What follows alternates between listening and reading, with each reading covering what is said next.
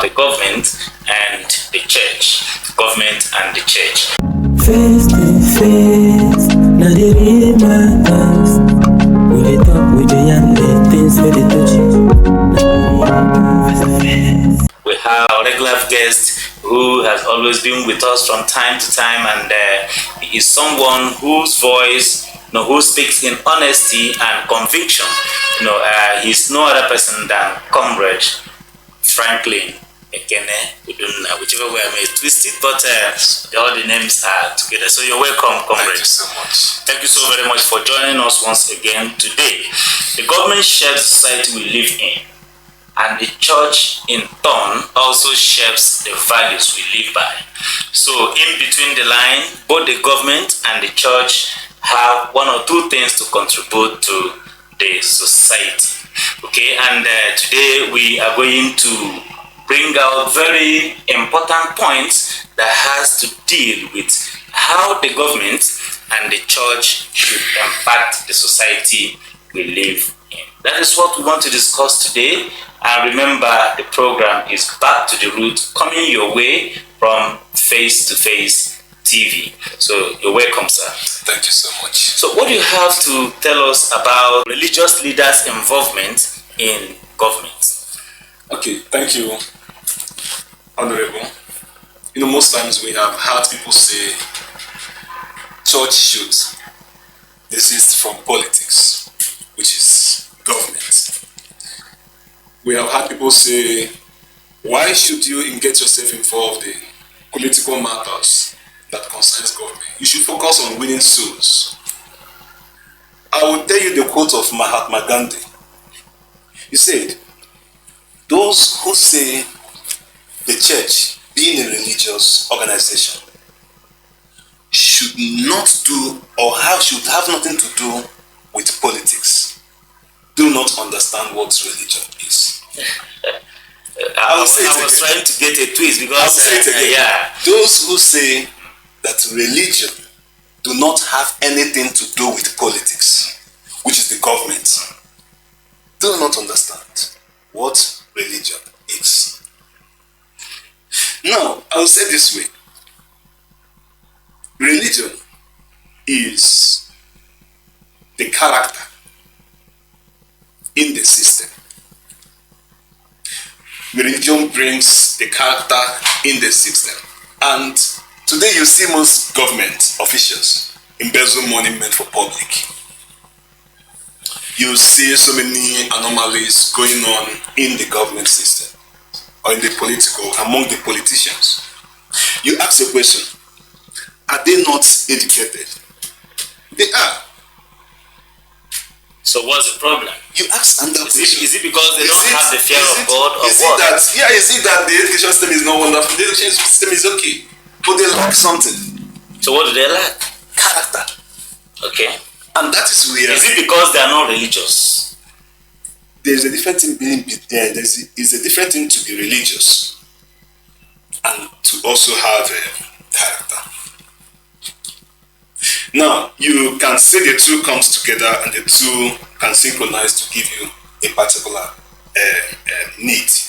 Now, you cannot say it's because they are not religious. But the thing is that religious body has a way to instill character among political persons. Now, what is government? Government are people that set rules or enforce laws in the society. They make decisions, they are the policy makers among us. And then what is religion? Religion hinges on morality and ethics. Beliefs and all other things, but majorly on this subject matter, morality and ethics. Now, you have seen many people say, like I said before, that religion should take off from politics.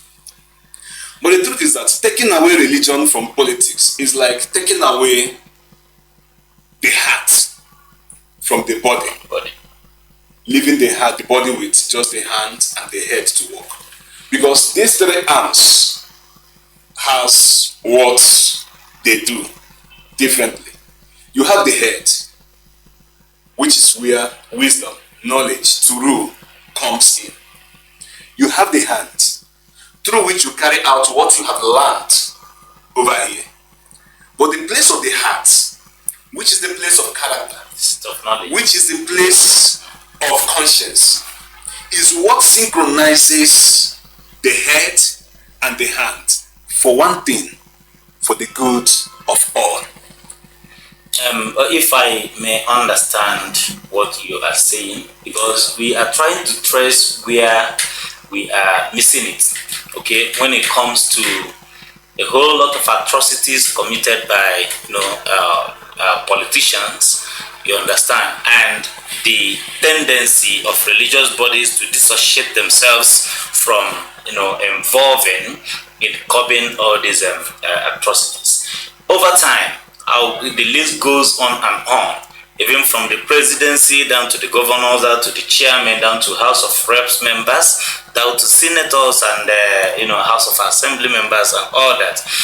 We've had people who were so committed, like religious members, those whom we think are all, they had the fear of God. But what happens that once they join the politics, everything tends to turn all around. I don't want to mention specific names, but we've had them over and over. Those who were committed members of various churches, even today, as we are speaking, you understand, various governors of various states are committed members. Some of them were pastors or even are pastors. Some of them are children of pastors. Are you getting me? And all that. So what happens that once they join politics, everything tends to change the other way around. What is that in the political system that changes even the mind and the character? Okay, I think I will go deep to know where the cause comes from. One, we are all given birth originally as a child, and I have been someone who believes that there is no bad child. Process of growth, environment, influence affects us. Our education also have a whole lot to say. Because, like I highlighted the three H's, the head, the heart, and the hand. All these people you mentioned went through education system, particularly Nigerian education system. They got the knowledge, they got the skill, but they missed the character, which makes them character bankrupt. So that is why, with the knowledge, they can speak. Yeah, that means you're saying that most of our political leaders are character bankrupt.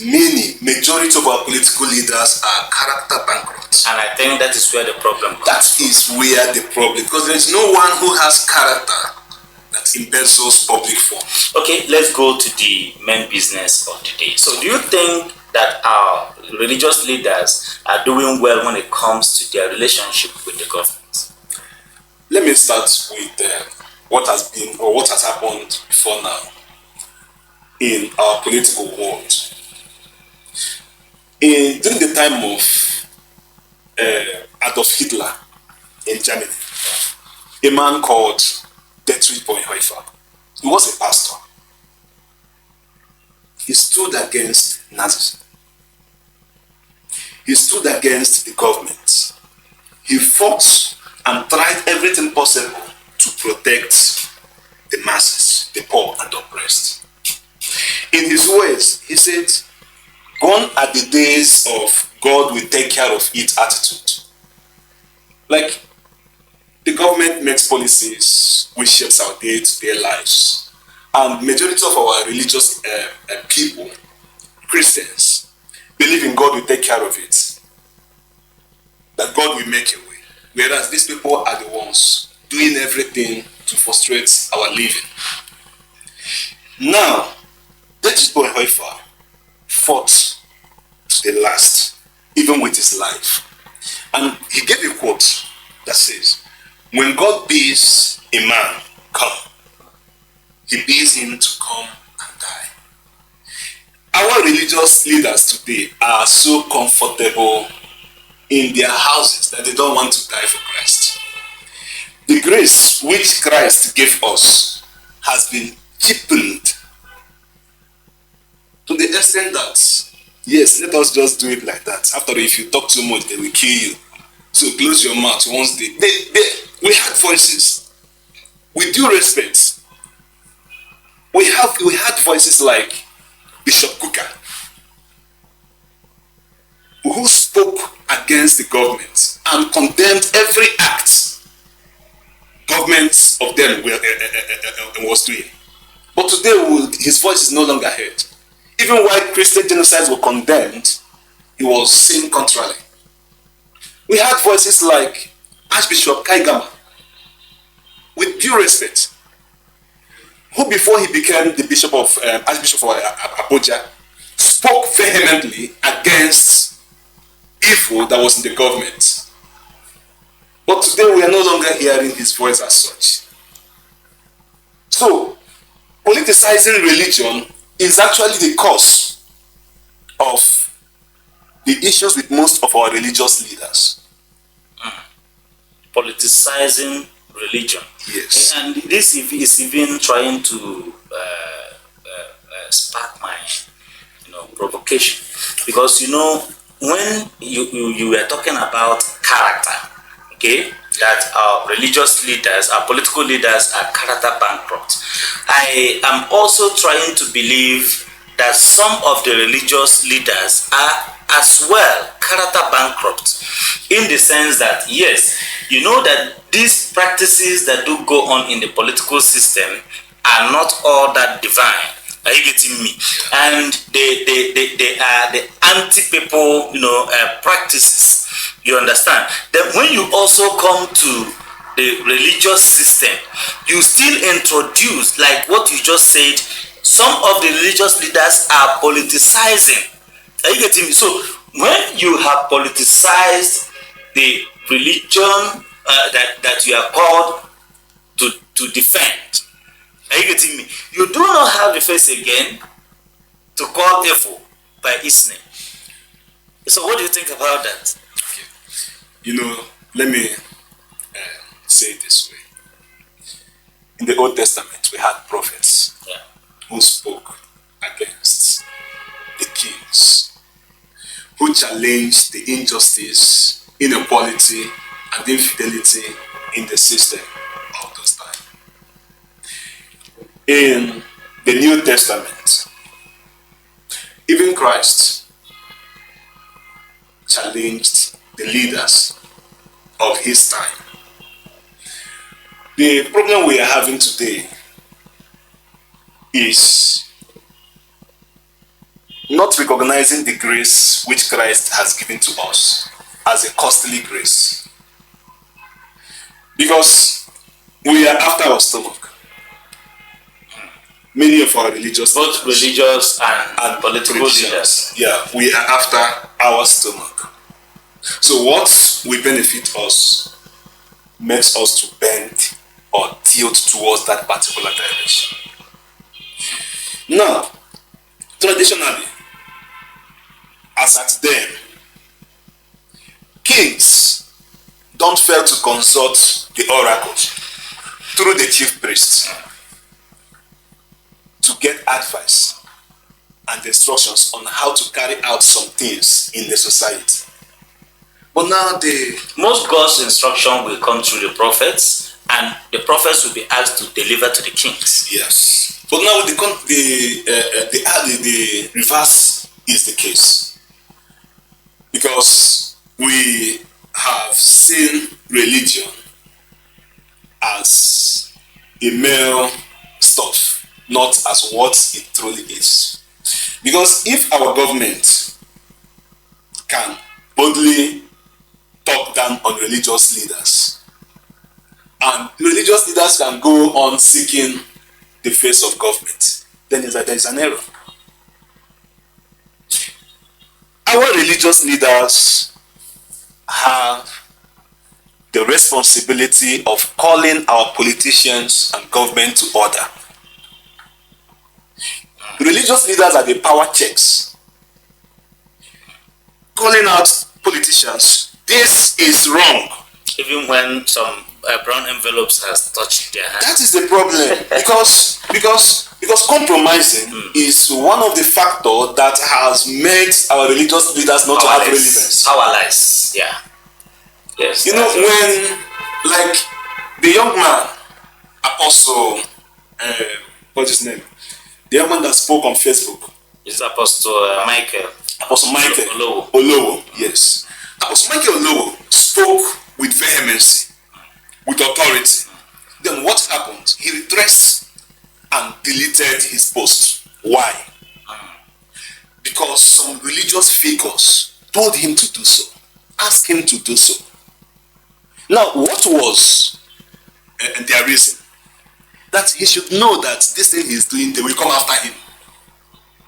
That he should know that this thing he is now doing, that they will come after his, that he should delete that post immediately. An act of fear, even though he said that he prayed and the Holy Spirit said he should delete it. But that was deletion in error. Because one thing is this: it is God that calls, and whomsoever he calls, he protects.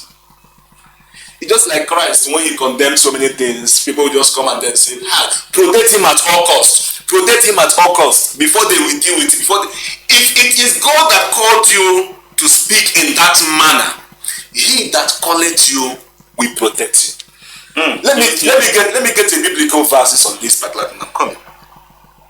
Let me get a biblical verses on these things. Because in Matthew chapter 6 verse 25, the Bible says, for whoever wants to save his life will lose it. But whoever loses his life for my sake will find it. Going ahead, in Psalm 108, the Bible says, give us help from trouble, for vain is the help of man. He said, what then shall we say in response to these things? If God be for us, who can be against us? If God is with Apostle Michael Olowo, who can be against him? Okay, sorry. Let's just bring in another character here, because we're talking about religious leaders now and then. Okay, we are still coming down to mentioning some other old, fearless and bold religious leaders who are supposed to be role models today. But also let us, since we're talking about Apostle Michael Olowo, let's also look at Reverend Ezekiel Dachomo. Reverend Ezekiel Dachomo, it was believed that it was, the video he made circulating the oppression and, the attack to his church that drew the attention of Donald Trump. Okay, that made him to, shake the table a few weeks ago. So this particular character, what do you have to say about him, comparing, using him and Apostle Michael Olowo?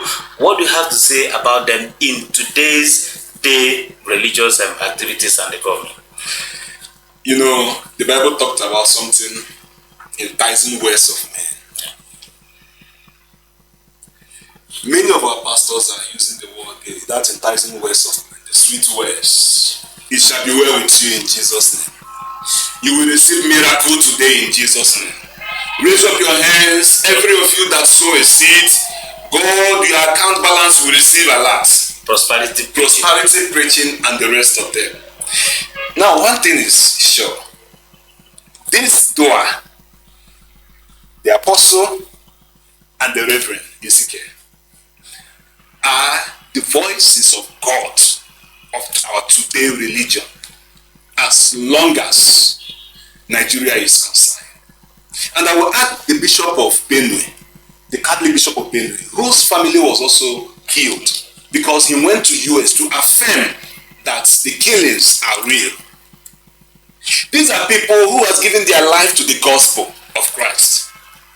These are people who have sinned, because whether you like it or not, this particular human body will be embodied.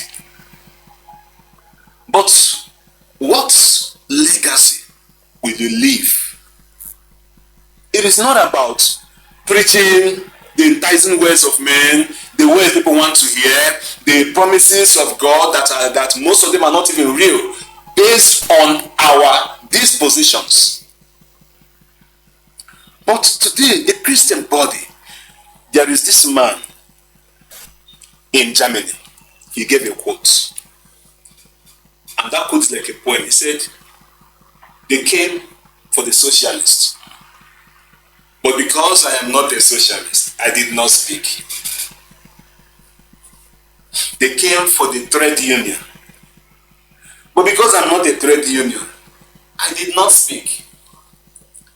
They came for the Jews, because I wasn't a Jew, I did not speak.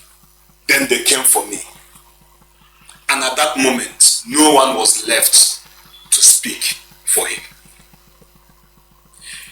Our religious leaders today, if we refuse to speak out to the crimes committed against humanity today, the church will lose the psyche of the youth. Is it will or has started losing? Because let me tell you what happened. Few years ago, around this particular community where we are right now, okay, I have seen the drift and the loss of confidence in religion in the youths of this particular community. And okay, let me just say this area at large, because when it comes to January 10th, just mark this date, January 10, 2026, come out around Osisioma Junction and see what is going to happen. You will see that almost all young men around here are trying to, shift their attention towards the worship of idols. You get what I'm saying? Why? Because from what we are seeing, it seems as if those who are supposed to be the oracle, those who are supposed to be the voices, of God in the land, have compromised, and there is a very thin line between who's supposed to be a man of God and who's supposed to be the other person. Are you getting me? So the vibe, the whole value has been eroded as far as I'm concerned. There is no more difference. Very many of them are now after their stomach.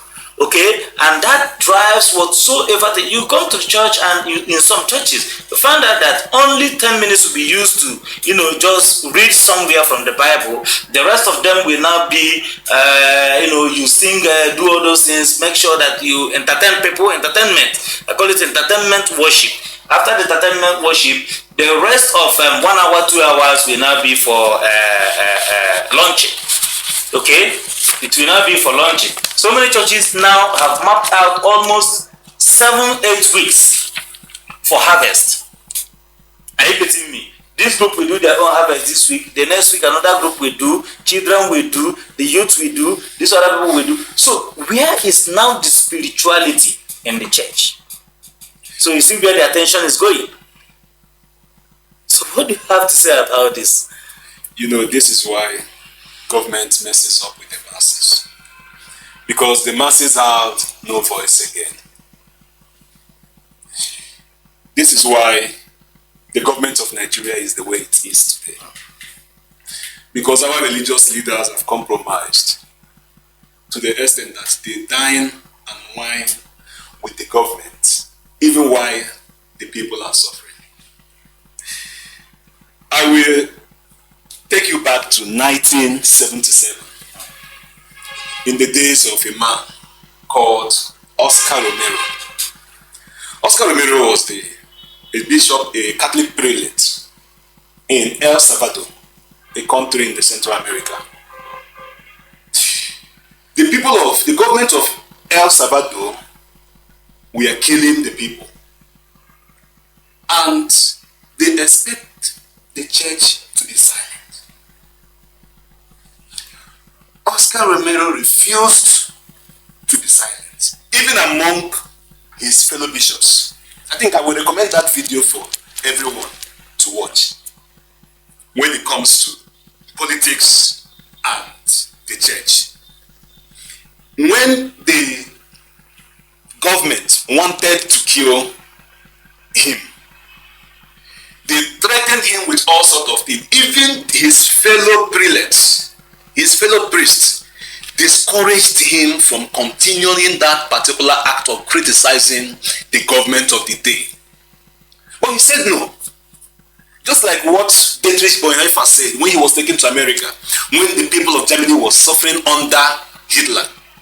Bonhoeffer said, if I do not recognize myself with these people while they are suffering, if they come out of this suffering, I will have no say among them. Many of our religious leaders today are recognizing themselves with the politicians who are killing the people. Tomorrow, these crimes may stop. Someone may rise and then this thing will stop. And that moment, the church will have no place in the heart of the people.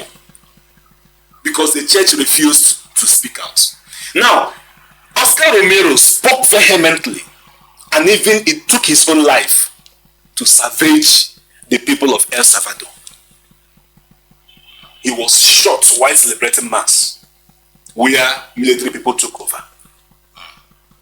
Now, his kind of leadership challenged the whole community to believe again in Christ. The question I ask most of our religious leaders today, what you are doing, does it challenge us, the youth, the community, to believe in the salvation of Christ? Remember, it was the stoning of Stephen, not my own Stephen, Yes. that brought the message down to the Gentiles. That contributed to the widespread of Christianity down to us. Are you getting me? Now, if anybody refuses, okay, there is this song that we used to sing. I have decided to follow Jesus, no turning back, no turning back. I made a research and I found out that the author of this particular song was an Indian believer, okay, who refused to denounce, because once he received Christianity, his people just came round and called him to the palace and tell him, denounce this particular God that you have received. He said no, he won't. They just like they threatened the three Hebrew boys. They say, see you see death. If you refuse to do this, we are going to buy you. He said, okay, before they do, they should allow him to sing a song. Are you getting me? And that was how I have decided to follow Jesus. And in some of the verses, he said, if no one joins me, still I will follow. Are you getting me? And he said at the end of the day, I am satisfied. So I'm just using it to support what you say, that if some of our religious leaders refuse to understand that at a point they need to even sacrifice their lives and even the lives of some other people to make sure that all these things will stop. Just like the instances we've cited, Reverend Ezekiel and Apostle Michael. Are you getting me? So these ones, even at that point, especially Reverend Ezekiel, I don't think it was at a point when he was threatened. I saw the other day, last few days, that the government sent some army to guard him. You understand? Promising that nothing will happen. And do you know why this thing is happening now? Because all eyes are on Nigeria. Are you getting me? So they are still looking for what will happen to this man. His letters, everything has gone to America. So if anything happens, so the government is now smart in that direction to make sure that he's being protected, so that it will look as if what the genocide and everything that the man is talking about is not really true. So now and then, all other religious leaders now, then and then, compare them. Let us see how they put them side by side. We have had people who voiced stopped crimes against humanity. People like I mentioned, like Oscar Romero, Helder Camara, Dietrich Bonhoeffer, These are people who spoke against injustice, against inequality among the government and the people. Today we have GOs, our big pastors, with men due respect, of influence, men of influence, whose voice should even be a taunt and the thorn to the flesh of politicians. But this time around, their voices doesn't move politicians any longer. We once had Father Mbaka. Fiery was what he was addressed as, a fiery priest of the Catholic Church. But today his voice has no place as such among politicians. So what has really happened? This is a case of should I use the word drifting, tilting away from the true call. That's a compromise we're talking about. Compromise, Yeah. yes. Interest oriented. We had voices like I have mentioned before. Bishop Kuka was in fact, I was looking for him. Bishop Kaigama. These are voices that spoke, but I don't know what happened today. Sorry to say, most of our GOs, both Pastor David Ibiyomi, Pastor David Onyedebo, these are men of God. Pastor Adiboye, these are men of God, strong influence in the society that should criticize the government when they see they are not doing well. But maybe because it has not affected their church members, they are not doing anything. Maybe because their church is not located in the north. I think they are not doing anything. All these our big daddies are trying to play safe. You understand? They are trying to play safe. Let's imagine that one Sunday like this, all messages on the pulpit will be against the injustice, against humanity. So what do you think will happen? There will be a revolution. There will be a next Sunday, the same message comes again. The whole government will sit the up. Other Sunday, the same message comes again. And when you tune in everywhere, even in national television, those who want to air their own, it is still the same message that is going on. What do you think will happen? The government will sit up. They must sit up. It's just like a little thing that Trump said. And everybody sat up. The whole security started working. You now see news every time on Nigerian army social media. How they have fought this one, how they have acquired this one, how they have rescued this one. We now begin to see they have crushed so number here and there. Are you getting me? That is the thing. And at the same time, those places where the killings are still going on, they will try to suppress them. But there is one unfortunate thing this time around is that you see this thing, social media. Everything is now almost open. You understand? There is nothing that you do under the camera that may not really have its way to the social media, no matter how you try to hide it. Of course. Some places you think are so remote are under surveillance. Of course. Are you getting me? And before you know it, everything will still surface. So let's try to round up religious leaders now and then. Give us some instances in the Bible, those who were so fearless, those who stood their ground against injustice, against humanity.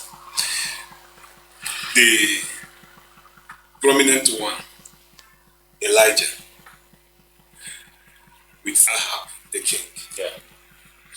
We also have Nathan, with King David, who committed adultery and murder at the same time. Likes of Jeremiah, Ezekiel, these people spoke with authority. John the Baptist too condemned the act of Herod vehemently, and it cost his life.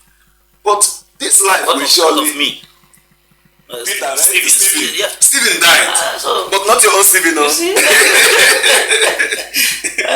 died for the cause of Christianity. Now, this is my advice to politicians. Not to politicians now, but to our religious leaders. Please, in the midst of being misunderstood or persecuted, there is a need for the church to lift up her voice against against injustice, inequality, and the infidelity in the government system. The refusal to do so, like what happened between Esther and Mordecai. Mordecai told Esther, it must be for this reason that God gave you that position to be the queen. Exactly. If you refuse to speak, help will come. But when that help will come, Jews will be saved, but you and your family will perish. Of course. Our religious leaders. And that was why she stood and said. That was why she stood, of course. Our religious leaders, please, with the fear of God and the call upon your head, you are called, like the words of the boy Haifa, is a call to come and die. Die, not to be killed anyhow, but die to your flesh. Because when you die to flesh, you will not be enticed with money or acquisition of properties. You will stand your ground to speak the truth. And the thing is this, God who calls you will protect you until it is your time to go. No man, he says, fear not he that can kill the flesh but cannot kill the spirit. But today we are even afraid of he that will take away food from our table. Let's not talk about he that will kill us. Today our religious leaders are afraid of people that will take away food from their table, not even to kill them. I wonder how many true men of God we have in this present generation. Of a truth, there are still people who have not vowed. They are very few, and they are being suppressed. Very few. Because when the call of God is radical, the call of Christ is sacrificial and radical. But the truth is that if you try to be radical, once you're under an authority, he will shut you up. Because you are trying to spoil his own table. And that is why you see our pastors today, with due respect to all you do in the name of Christ. But what we are saying is this, please speak up against this injustice against humanity. Speak up against what is happening in the Christendom. Speak up against what is happening among humanity, in the north, in the south. Speak up against the compromises of the government. This is very important for the existence of the church tomorrow. Thank you. Thank you so very much. This is Face to Face TV. We are glad to have you. Today we have talked about the government and the church. So please, ladies and gentlemen, do well to drop your opinions here in the comment section. And don't forget to always connect with us. Share this message so that everybody out there, all our religious leaders out there, will see it, including the political leaders. Thank you so very much. Face to face, now they read my thoughts.